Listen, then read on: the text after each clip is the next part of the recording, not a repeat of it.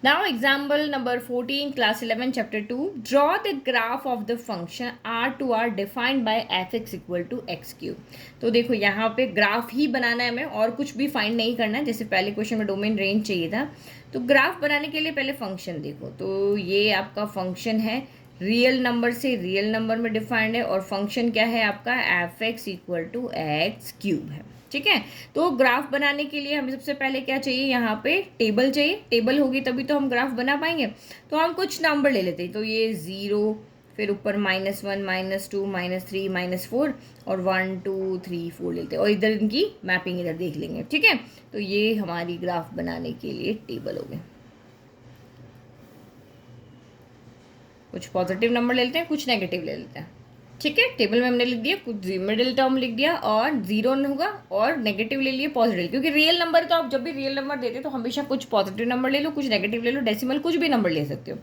अब वैल्यू रखो। जब मैंने यहाँ पे x इक्वल टू, फटाफट एक दो समझ लेते हैं ना। जब x इक्वल टू क्या है आपका 0 है, तो y equal to f x कितना हो जाएगा, y equal to f x equal to कितना है, एक्स क्यूब है। तो 0 का क्यूब कितना होगा, 0 का क्यूब 0 होगा, तो यहाँ पे 0 आ गया। फिर x इक्वल टू 1 है, तो y इक्वल टू यहाँ एफ ऑफ 0 आएगा। ठीक है, y equal to f of 1, x की जगह पे हम क्या रख रहे हैं, 1 रख रहे हैं, तो 1 का क्यूब कितना होगा, 1 का क्यूब 1 ही होगा, तो ये रख दिया। फिर x इक्वल टू आपने यहाँ -1 देख लो, तो -1 है, तो y equal to f of कितना हो गया, -1। अब -1 का क्यूब क्या होगा, -1 होगा, क्योंकि -3 बार आ रहा है। ठीक है, तो ये हो गया।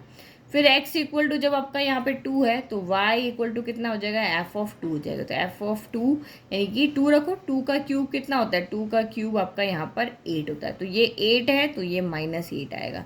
अब 3 का क्यूब करो, 3 का क्यूब 9 है, तो यहाँ पे 3 का क्यूब 27 है।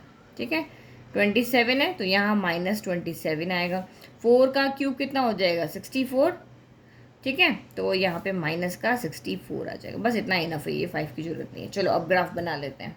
ओके, ग्राफ ड्रॉ हो चुका है। चलो अब वैल्यू पुट करते हैं। तो 0 0 1 1, ठीक है, जो पॉजिटिव है उसमें पॉजिटिव पहले कर दे, 0 0 1 1 2 8। ठीक है, ये रखते हैं। तो 0 0 कहाँ मिलेगा आपको, यहीं पे।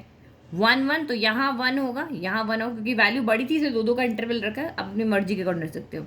तो 1 1 आपको यहाँ मिलेगा। फिर आपका 2 रखा था तो आपको 8 मिला था, तो ये आपका 8 हो गया। ठीक है, 3 रखा था तो 27 मिला था, तो मान लेते 27 हमें यहाँ कहीं मिलेगा, तो ये हो गया। ठीक है, चलो इसको ड्रॉ कर लेते पहले। ये आपका चला चला चला चला चला इस तरीके से।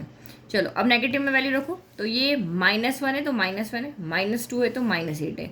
तो -1 आपका कहाँ होगा, x पे यहाँ होगा, -1 y पे यहाँ होगा, तो ये कोई पॉइंट है यहाँ पे। फिर -2 है तो -8 है, तो ये -2 का -8 आपका यहाँ हो गया।